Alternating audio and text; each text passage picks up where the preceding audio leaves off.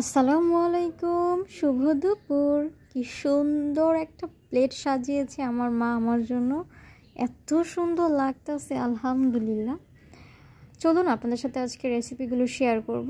আমার মায়ের হাতের রোস্ট, এখানে পেঁয়াজ বাটা আর গরম মশলা, দারচিনি, এলাচি, তেজপাতা সব দিয়ে কষিয়ে নেওয়া হচ্ছে, আদা রসুন বাটা দিয়ে কষানো হচ্ছে। আরেক সাইডে মুরগি ভাজা আর পেঁয়াজ বেরেস্তা রেডি করা আছে।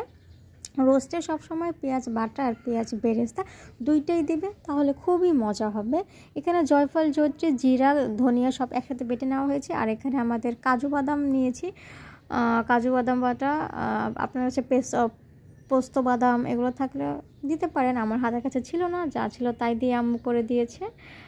মায়ের হাতের রান্না যেমনই হোক না কেন বিশাল স্বাদ, বিশাল। আসলে মারা অন্যরকম হয়, এরা পাক্কা রাঁধুনি, রান্না করতে করতে এদের হাত চলে আসছে।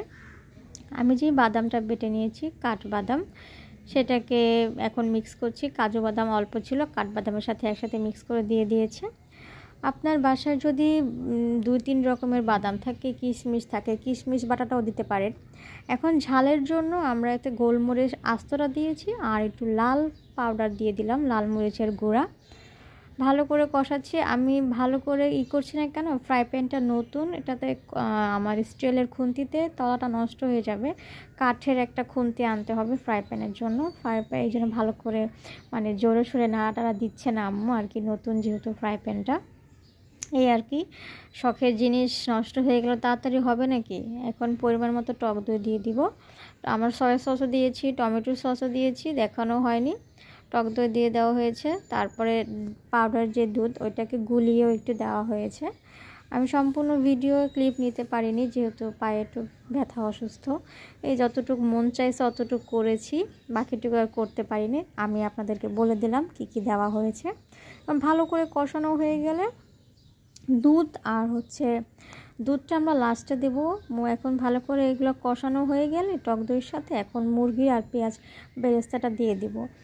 দুধটা দেবো নামানোর কিছুক্ষণ আগে, আর কিছু আস্ত কাঁচামরিচ যদি দিয়ে দেন তাহলে একটা সুন্দর একটা ফ্লেভার আসে, দেখতেও ভালো লাগে। এখন আমাদের যে মুরগিটা ভাজা আর পেঁয়াজ বেরেস্তাটা দিয়ে দিচ্ছি। পেঁয়াজ বেরেস্তাটা একটু পুড়ে পুড়ে গেছে, আম্মু পারে না পেঁয়াজ বেরেস্তাটা সেভাবে করতে। পেঁয়াজ বেরেস্তাটা আপনারা সবসময় চুলায় থাকা অবস্থায় যেই কালারটা দেখায়, এখনও ভাজা হয় না এমন দেখাবে, একটু সাদা সাদা, ওই অবস্থায় নামিয়ে ফেলবে। এটা নামিয়ে ফেলে পরে ঠিকই কালারটাও চেঞ্জ হয়ে যায়, মচমচাও হয়ে যায়। আম্মু মনে করছে ভাজা হয় নাই, হাড় ভেজে ফেলেছে, এবং কড়া ভাজা হয়ে গেছে। এটা দেশি মুরগি ছিল, দেশি মুরগির রোস্ট তো অসাধারণ মজা। দেখেন জাস্ট রোস্টের কালারটা দেখেন, আমাদের রান্না হয়ে গেছে আলহামদুলিল্লাহ। এত মজা হয়েছে রোস্ট। আর বিফ কারি তো সবসময় আপনার সাথে দেখাই, এর জন্য আর বিফ কারি ভিডিওটা করি নেই, আজকে শুধু এতটুকু ভিডিও করলাম। আম্মুর হাতে রোস্ট আর পোলাও আর বিফ ছিল, গরু মাংস ভুনা। আসলে গরু মাংস আমার খুব প্রিয়, দেশি মুরগিও আমার প্রিয়।